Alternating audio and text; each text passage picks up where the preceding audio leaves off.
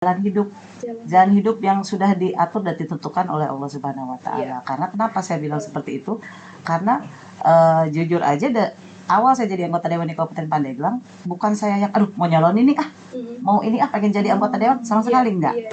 Peranan politik itu sangat besar sekali pengaruhnya dalam kehidupan masyarakat kita gitu. Saya melihat semua pemerintahan kita gitu ya, itu diawali dari proses politik itu. Kebijakan-kebijakan yang strategis di masyarakat demokrasi ini bisa ditempuh dengan apakah kita mau jadi anggota legislatif ataukah mau menjadi anggota eksekutif.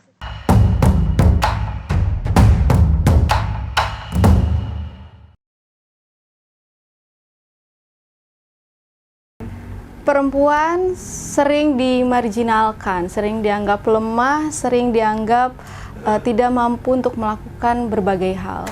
Namun dalam dunia politik, perempuan juga harus terlibat aktif untuk bisa melahirkan kebijakan-kebijakan yang bisa ramah terhadap perempuan. Maka dari itu kita akan berbincang bersama, kita akan mengulas, dan juga kita akan ngobrol-ngobrol santai dengan narasumber-narasumber kita yang sangat luar biasa. Ketiganya adalah pimpinan Pansus Raperda Pemberdayaan Masyarakat dan Desa. Dan ketiga narasumber ini adalah tokoh perempuan yang sangat inspiratif menurut saya dan memang sangat banyak melakukan pengaruh-pengaruh yang baik terhadap kita semua. Sahabat Damar Banten, mari kita saksikan bincang talk show Suara Perempuan Banten bersama narasumber kita yang keren banget.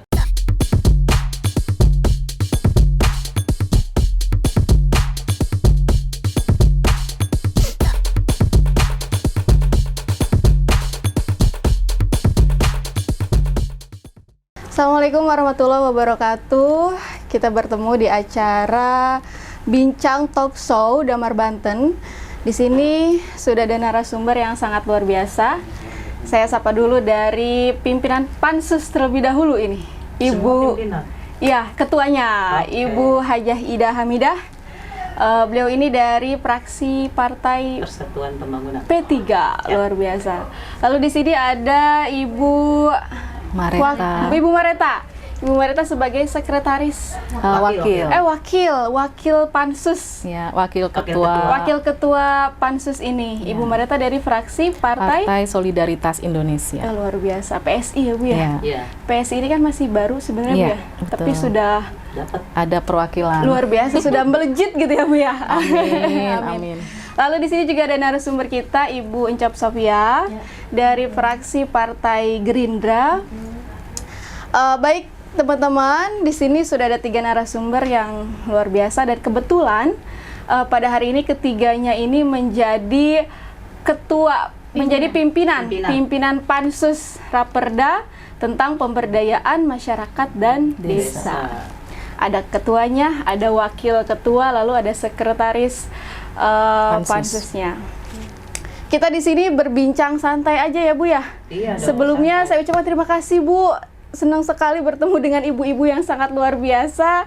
Ibu-ibu yang cantik-cantik betul ini pada siang hari ini.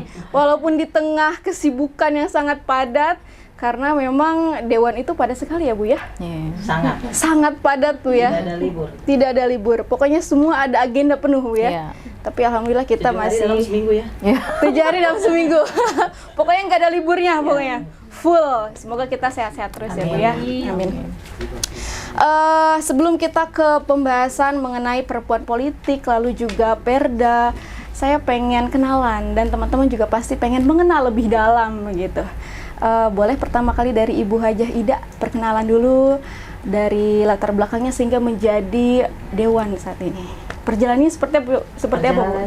Singkat aja. Saya Hajah Ida Hamidah dari fraksi Partai Persatuan Pembangunan. Kalau bicara tentang perjalanan di politik, sebenarnya belum terlalu panjang. Iya. Jadi ini yang lebih senior ini di politik. Iya. mungkin sudah tahu juga kalau saya di politik itu dari tahun 2013 tepatnya. 2013. 2014 ikut mencalonkan diri di DPRD Kabupaten Pandeglang 2019. Setelah itu coba langsung ke provinsi. Alhamdulillah 2019 sampai sekarang saya di DPRD Provinsi Banten. Jadi belum sampai 10 tahun. Belum. Insya Allah 10 tahun selesai. Amin, Mudah-mudahan panjang umur, Amin. mudah-mudahan terpilih kembali. Amin. Jadi perjalanan Ibu Haja Ida tuh dari kabupaten tadi Bu ya, DPR Kabupaten, PRD Kabupaten, Iya, Kabupaten Pandeglang Kabupaten tepatnya. Pandeglang, Iya. lalu naik lagi gitu ya di DPRD Provinsi. Dan mau nyalon lagi Bu ke depannya? Insya Allah. Insya Allah. Kalau RI Bu masyarakat ke pusat.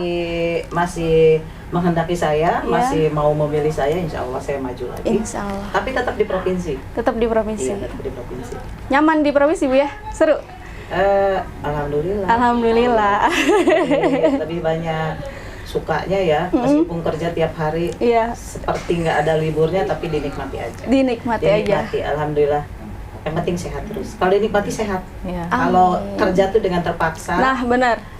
jadi beban. Jadi sakit. beban sakit. Gimana nggak sakit tiap hari, mobilitas kita tinggi banget. Iya. Iya, jadi mungkin kalau ada yang agak-agak sakit itu mungkin agak sedikit ngedumel hatinya.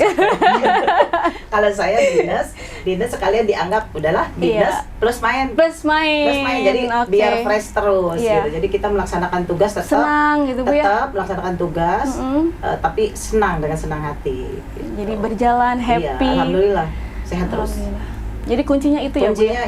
Kuncinya dijalani dengan senang. Jalani dengan senang. Iya. Luar biasa, dari Bu Haja Ida ini kita bisa ambil kata-kata yang bagus ya. Kalau bekerja itu harus dengan senang, happy. Jadi biar nggak kerasa gitu Jadi capeknya. ada kata-kata, mungkin kata-kata mutiara. Jadi kita itu harus mencintai pekerjaan kita. Nah, Kalau tidak mencintai. cinta lebih baik tinggalkan. Nah. Sama Siap, aja. siap. Ke pasangan kita kalau nggak cinta tinggalkan. Iya, cocok itu Bu. Daripada menyiksa batin. Iya, benar. Sama aja pekerjaan juga seperti itu. Harus dengan Iya. ada rasa cinta. Ada rasa cinta. Selanjutnya Ibu Mareta.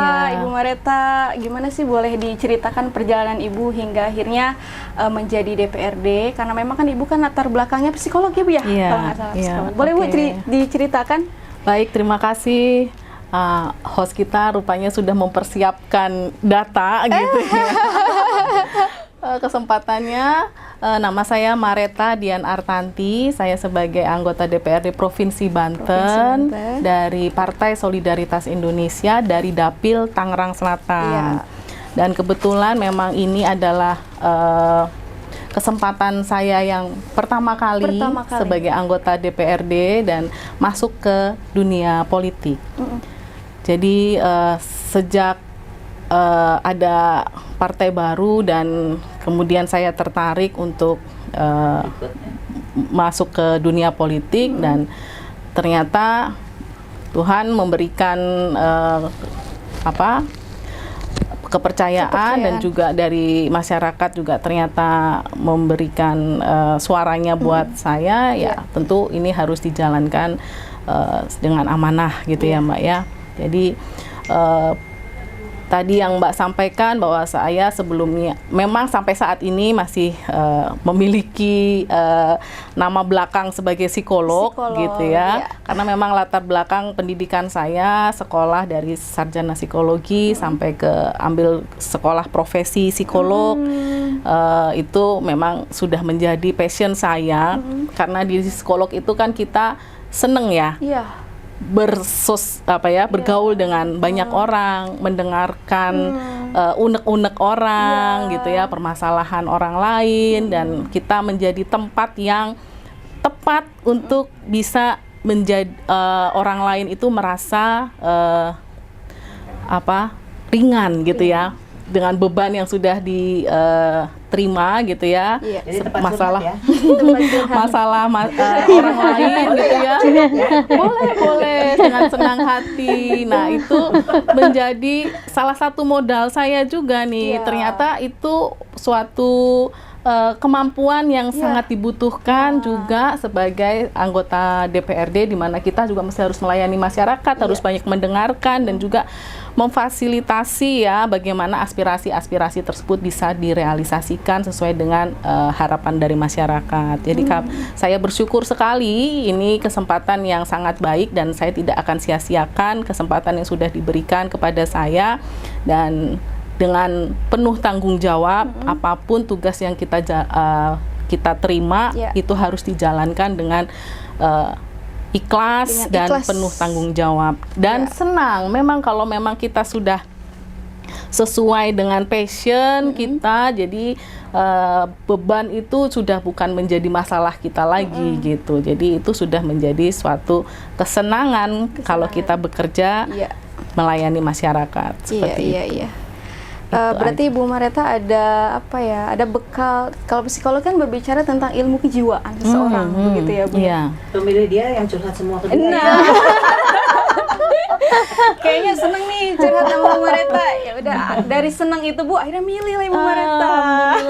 Enggak dikenain tarifnya, makanya milih semua. Iya. Berarti itu membawa hoki ya Bu ya? Psikolog Amin. gitu ya, Bu ya? Ya, karena sebelumnya saya pun juga mungkin ikut ke dunia profesional gitu ya, di industri gitu. Karena di industri kan kita juga ketemu banyak masyarakat, terus kemudian kita bagaimana mengembangkan karyawan ya. Dalam hal ini kan kalau di psikologi dipakai di dunia industri, kita pakai buat development ya, pengembangan SDM perusahaan tersebut. Nah, ternyata dengan modal kita memberikan banyak pengembangan gitu ya, program-program pengembangan, banyak juga masyarakat kita yang bisa terngiang gitu ya, untuk mengingat gitu, oh ternyata Bu Mareta punya misi yang kuat untuk bisa mengembangkan masyarakat kita. Oke, baik Bu Mareta, terima kasih. Lalu selanjutnya kita mau dengar juga dong narasumber Ibu Incap Sofia. Gimana sih Bu perjalanannya ya? Karena memang Ibu ini kan Panjang ya. ya sangat panjang. Tadi Panjang udah dan lebar. dikatakan sama Bu Haja Ida. Pengalamannya kita. paling panjang, paling senior begitu Iya, ya di antara iya. Bu Haja Ida dan Ibu Iya, Mareta. pasti. Coba Bu ceritakan Bu, Ibu kan dari DPRD kota ya tadinya. Kota lalu baru ke provinsi. Provinsi dua kali ya Bu ya, dua periode. Wow, luar biasa. Silakan Ibu. Ya, baik. Terima kasih Mbak siapa? Iis Solihat. Ya, siap. Terima kasih Mbak Iis. Ya, alhamdulillah saya sekarang masih dipercaya oleh masyarakat di DPRD provinsi ya, di Komisi 1. Ini adalah yang kedua, periode yang kedua. Sebelumnya saya di kota Serang. Sekali lagi mungkin saya ingin mengenalkan ya, nama saya Incap Sofia dari fraksi Gerindra, dapilnya Kota Serang. Awalnya latar belakang saya ikut berpolitik sebenarnya sih sederhana. Awalnya saya memang senang berorganisasi, kemudian senang bermasyarakat, terutama saya senang juga kumpul-kumpul dengan ibu-ibu. Kemudian ditambah lainnya itu pekerjaan saya peneliti, kemudian selain peneliti saya ngajar, jadi dosen. Ibu dosen. Dosen di kampus? Kampusnya di Situs Banten, iya, di Situs Banten. Kemudian setelah itu saya mulai tertarik dengan politik praktis. S2 saya ilmu politik dari Hawaii University.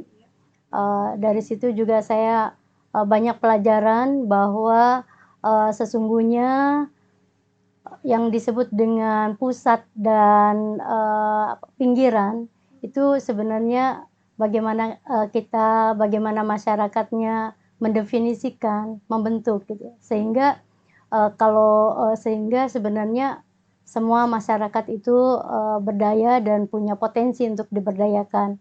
Nah, karena itu saya kemudian melihat ya bersama-sama di Provinsi Banten, dan dari aktivitas berorganisasi dan juga sebagai akademisi kemudian menginjak pada pelaku politik ya, mencoba berjuang di kebijakan publik.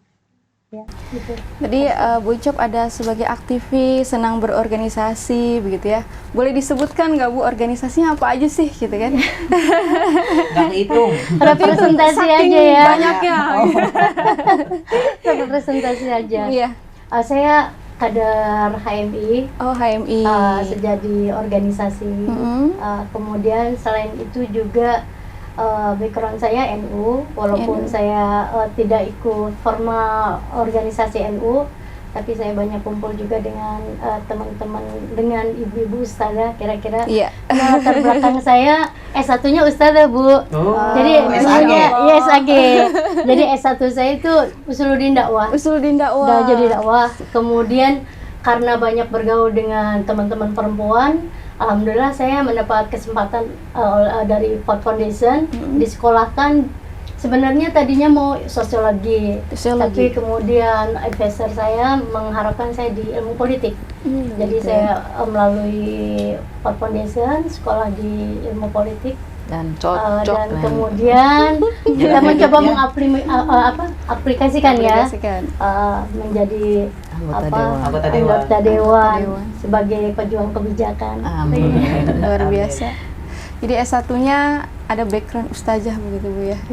Jadi ke masyarakat tuh sekalian pengajian gitu ya. Jadi udah biasa kalau dakwah. Iya, sekalian pengajian kultum dakwah gitu.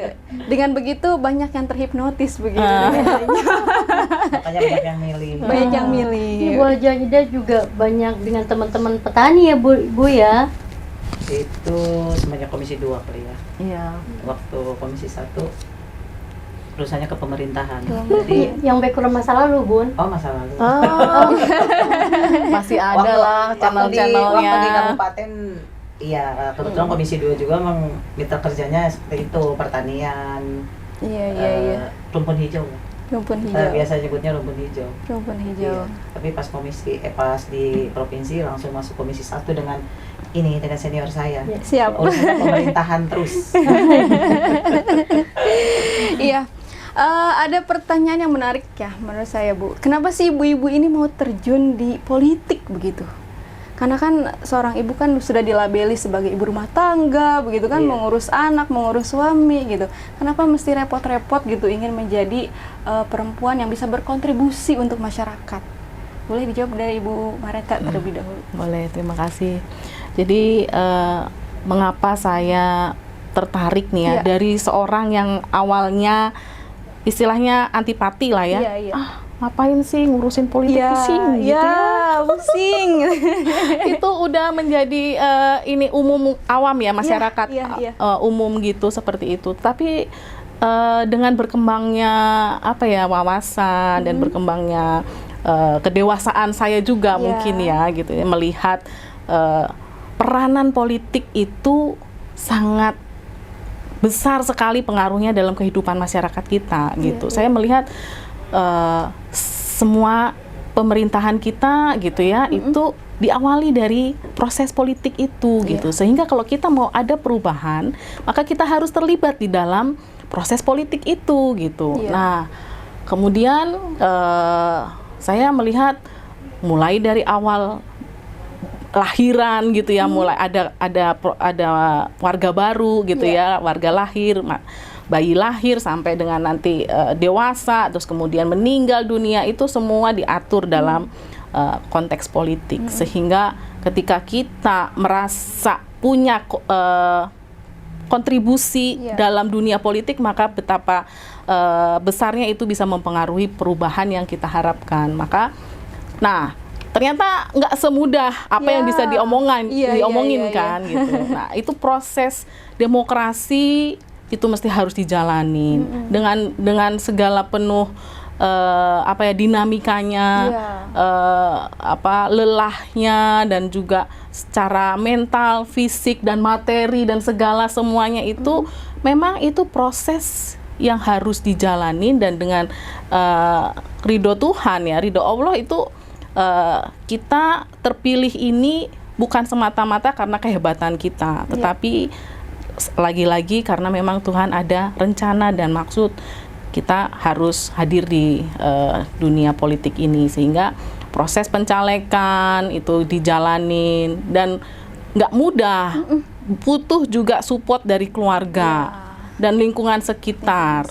Emang siapa sih Mareta ini, siapa sih mungkin partai baru ini gitu ya, itu kan butuh perjuangan yang besar sekali. Tapi dengan semangat adanya kemajuan, perubahan gitu. Nah, ya itu bisa kita lalui gitu ya, terutama dengan dukungan keluarga itu yang paling penting. Yang paling penting. Ya, bagi saya mungkin untuk bisa terlibat di politik, karena semuanya ini proses belajar ya. Saya jalanin sampai sekarang ini pun juga masih terus belajar, bukan berarti sudah bisa semuanya. Banyak hal-hal seninya gitu ya kita dalam bisa menyikapi segala sesuatu, bukan hanya dengan sekedar teriak-teriak di luar gitu mungkin gitu ya, tapi juga bisa membawa itu dalam suatu sistem yang lebih terstruktur dan lebih jelas gitu arahnya. Itu alasannya kenapa harus terjun ke politik gitu. Makanya perempuan-perempuan sangat terbuka sekali peluangnya, saya lihat gitu ya. Dan perempuan itu sangat mewakili kehidupan bermasyarakat kita juga gitu. Kalau perempuan sudah terwakili dalam politik gitu ya, dalam keterwakilan di politik, tentu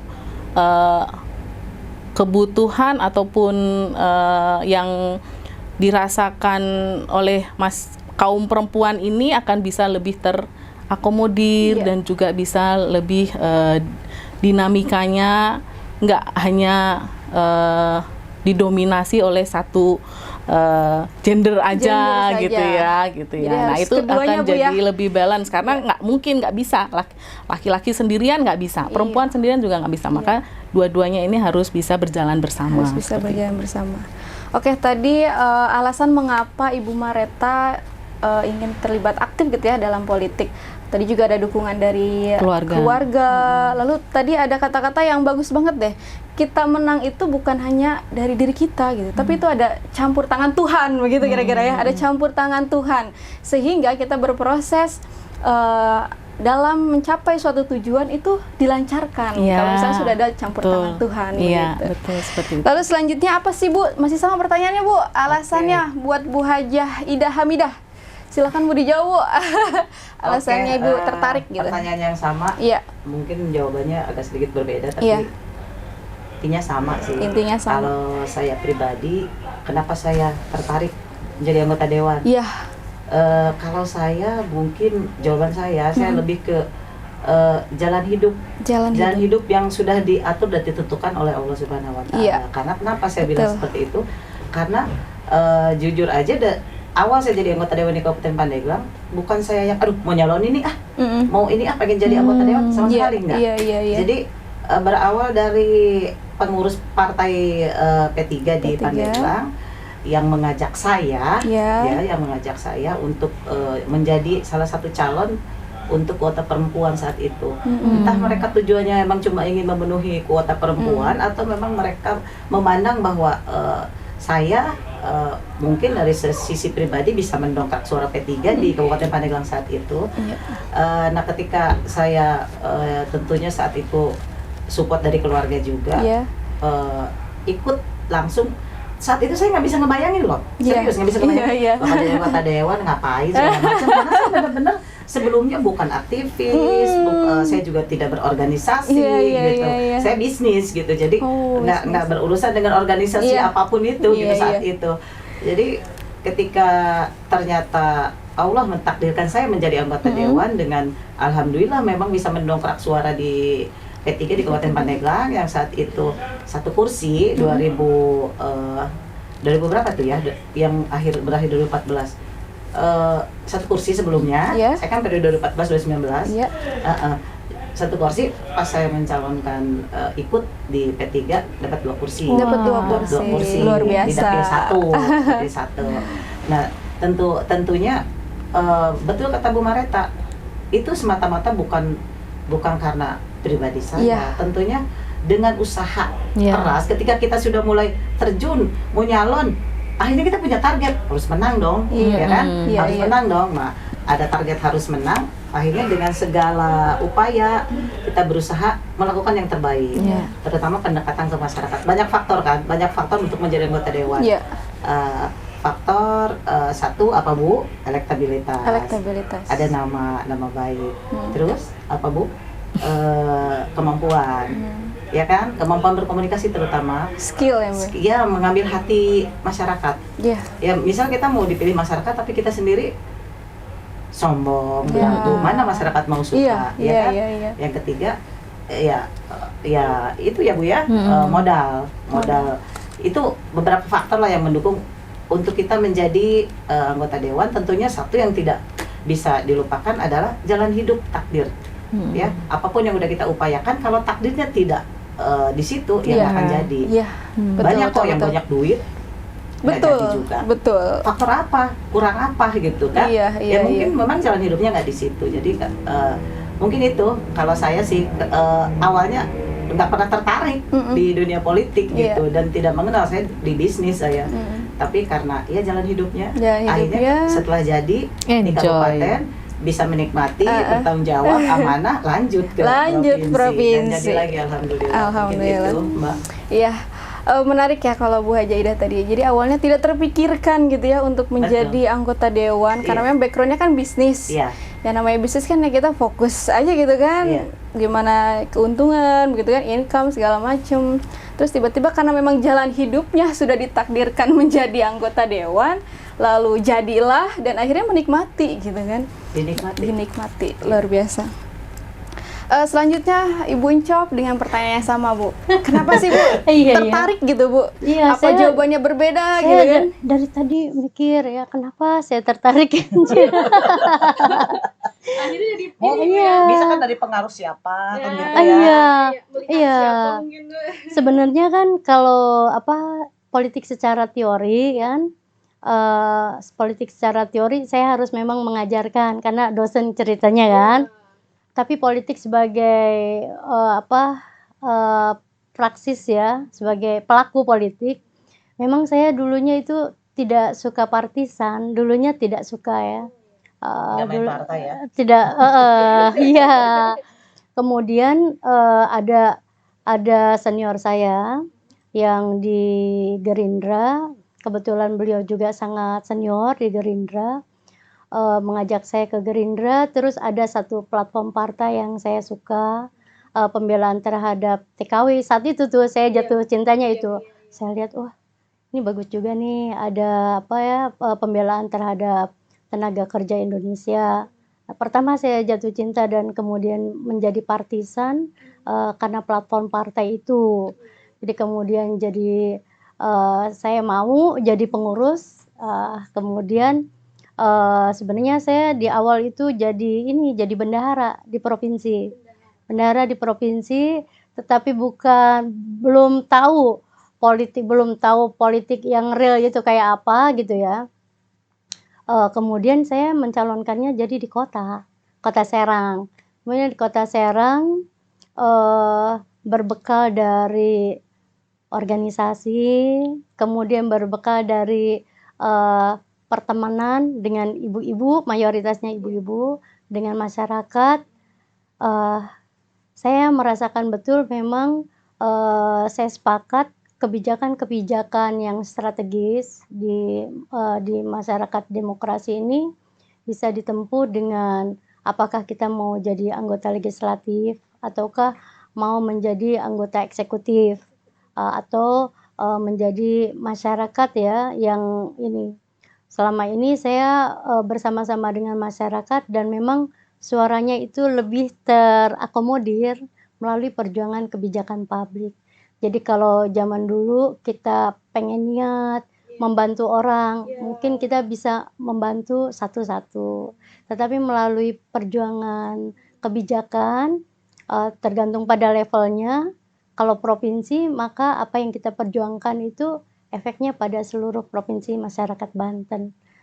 Disitulah terasa bahwa ternyata saya senang di politik dan politik menjadi bagian hidup dan bagian perjuangan. Lagi-lagi ya alhamdulillah saya terpilih menjadi anggota dewan. Saya sepakat menjadi anggota dewan itu saya kira bukan karena banyaknya uang saja, bukan karena banyak uang. Karena kalau banyak uang atau binnya siapa, saya bukan orang kaya dan saya ini bukan bin siapa-siapa Bu, gitu. Tetapi ya dari dari masyarakat itulah yang memilih, yang memberikan kasih sayang kira-kira gitu dan memberikan kepercayaan bahwa kita bisa melakukan perjuangan, mengakomodir, terutama kita menguatkan pengalaman dan persoalan-persoalan perempuan yang barangkali itu bisa memperkaya demokrasi. Ya, tentu saja itu ditopang karena ada kuota perempuan itu juga, ya. Dengan kuota perempuan itu ya kita memiliki terutama saya merasakan ada hikmahnya gitu loh. Yang kuota perempuan afirmasi itu ya, bagaimana kalau dulu mau jadi anggota dewan itu nomornya itu susah banget gitu ya. Kalau sekarang minimal 30%-nya kan wajib perempuan. Kemudian juga pengurus partai juga harus ada perempuannya 30%. Iya. Terima kasih Ibu-ibu. Tadi alasannya menarik ya. Tadi kalau Bu Encop tadi alasannya kenapa tertarik karena partai itu tadi membela TKW tadi ya Bu ya. Jadi Ibu tertarik gitu. Kok keren banget sih ini partai gitu kan, bisa membela tenaga kerja wanita begitu kan. Akhirnya karena itu kan ada unsur kemanusiaan begitu ya Bu ya. Dan itu sangat mulia sekali. Makanya tertarik gitu ya Bu Encop ini untuk bisa gabung di partai lalu bisa menjadi dewan begitu. Oke Bu, tadi berbicara tentang kuota perempuan 30% ya Bu ya. Di Banten ini sudah maksimal belum sih Bu kuota 30% itu bagi perempuan? Belum ya? Belum. Masih dalam Di dunia perjuangan. politik belum, ya. Iya, betul. Di dunia politik belum ya Bu? Iya. Masih minimalis. Belum konsisten juga Belum ya, konsisten bisa juga. tahun lalu sempat udah terwakili tuh 30%, seharusnya mah 30% Naik. tuh harus bertambah minimal bukannya berkurang. minimal Belum, tetap belum. ya. Kemarin juga masih belum. Belum. Masih 16%. Belum pernah ya, iya. belum pernah. Dari 85 itu 16. Nah, sekarang berkurang sedikit. Sekarang 15 ya kita Jadi ya. 15. 15 orang Iya. anggota dewan perempuan 15 orang dari 85. dari 85. Cuma kebetulan kalau nggak tahu siapa yang merekayasa atau kebetulan pas ada pansus pemberdayaan masyarakat dan desa, pimpinannya perempuan semua. Nggak tahu siapa yang nyetel. Kebetulan aja perwakilan dari fraksi Dari masing-masing kebetulan yang Menunjuk dimajukan ya. itu perempuan semua gitu. Makanya ketika ada rapat pertama, lah kok perempuan semua? Ini menarik sekali gitu kan. Pansusnya pimpinannya perempuan semua. Dari mulai ketua, wakil ketua, lalu sekretaris gitu. Oke Bu, kita kembali lagi ke Perda Pemberdayaan Masyarakat dan Desa. Jadi ketiga ibu-ibu hebat ini sebagai pimpinan pansus ini perannya seperti apa sih Bu dalam pemberdayaan tadi ya, Raperda Pemberdayaan Masyarakat dan Desa itu seperti apa? Dari Ibu Ketua. Maksudnya peran kita di pansus. Iya. Peran kita di pansus ya sebagai pimpinan.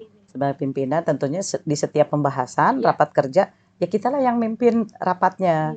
Kita yang memimpin rapat, mengakomodir semua masukan-masukan baik itu dari anggota pansus maupun pimpinan. Pimpinan juga kiri kanan saya kan pimpinan juga. Mereka juga sama ngasih masukan. Begitu juga mengakomodir dari pihak OPD.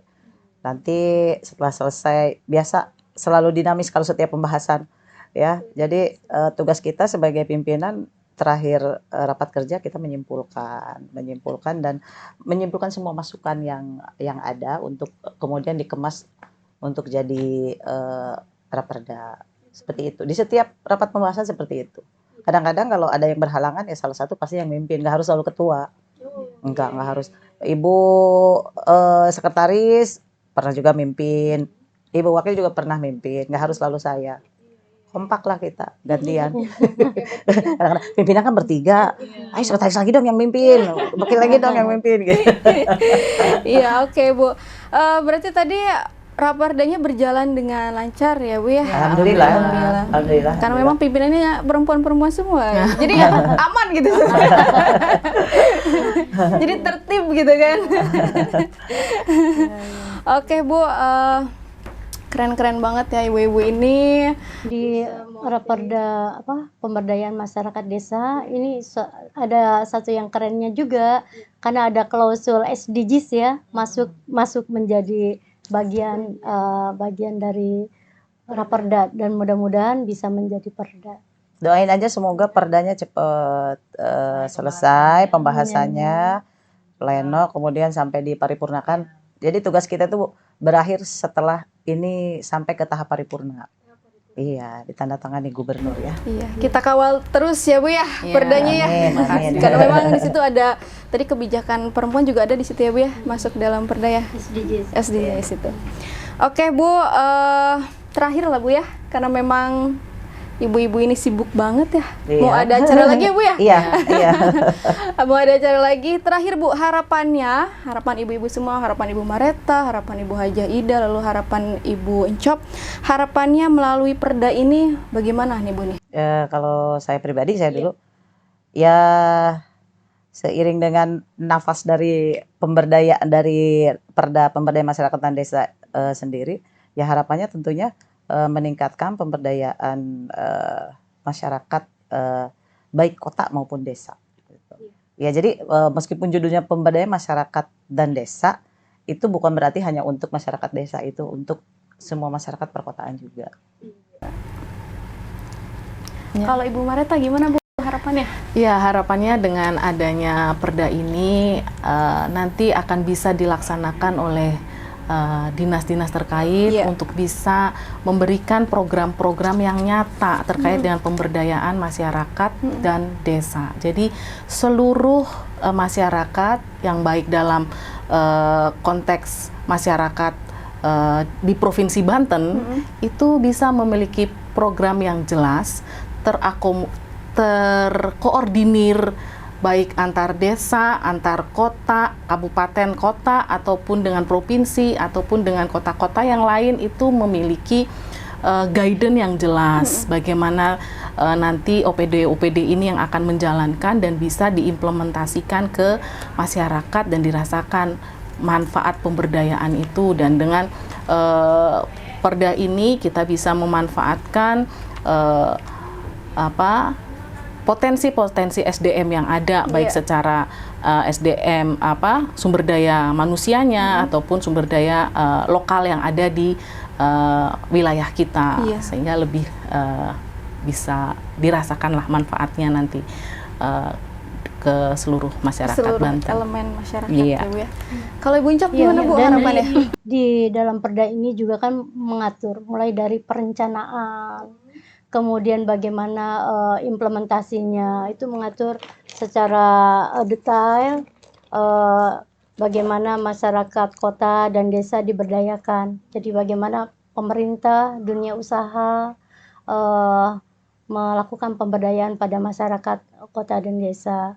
Kemudian juga selain itu tentu saja kita semua juga mesti di dalam aturan itu ada juga tentang tadi Bu Mareta sudah membicarakan bagaimana kerjasama antar desa, antar provinsi dan lain sebagainya. Secara substansi tadi yang dibilang oleh Bu Hajah Ida, bagaimana masyarakat kita ini lebih berdaya dan itu sebagai payung hukum yang menjadi panduan bagi OPD-OPD terkait untuk melakukan pemberdayaan pada masyarakat. Dan juga payung hukum bagi masyarakat Provinsi Banten untuk berpartisipasi aktif membangun masyarakatnya. Oke Bu, semoga harapannya ya untuk perda ini pemberdayaan masyarakat bisa lebih optimal lagi, lalu tadi OPD-OPD dinas terkait juga bisa menjalankan itu dengan baik begitu. Amin. Tadi bukan cuma masyarakat desa yang merasakan Bu ya, tapi masyarakat kota, terus semua elemen yang ada di masyarakat bisa merasakan dan dampak berpartisipasi manfaatnya daripada kebijakan perda ini. Terima kasih Ibu atas waktunya. Terima kasih karena sekarang juga sedang kita menjalankan ibadah puasa. Siap-siap masak. Siap-siap masak. Bentar lagi buka ya Bu ya. Semoga puasanya sampai akhir. Amin, amin. Ya Allah, terima kasih. Terima kasih Ibu-ibu ya. Nanti kita bisa bertemu lagi di lain kesempatan. Oke. Itulah tadi kita sudah berbincang dengan narasumber yang sangat luar biasa karena ketiganya ini adalah pimpinan Pansus Raperda tentang pemberdayaan masyarakat dan desa. Sedikit Bu, minta semangatnya untuk para perempuan-perempuan agar bisa terlibat aktif gitu dalam dunia politik. Sedikit aja closing statement. Baik. Saya mengajak pada seluruh masyarakat Provinsi Banten, terutama ibu-ibu, mari kita melakukan satu gerakan yang nyata, melakukan perjuangan yang nyata dengan potensi yang kita miliki. Ya, terima kasih. Ibu Haji Aida menambahkan mungkin sedikit closing statement.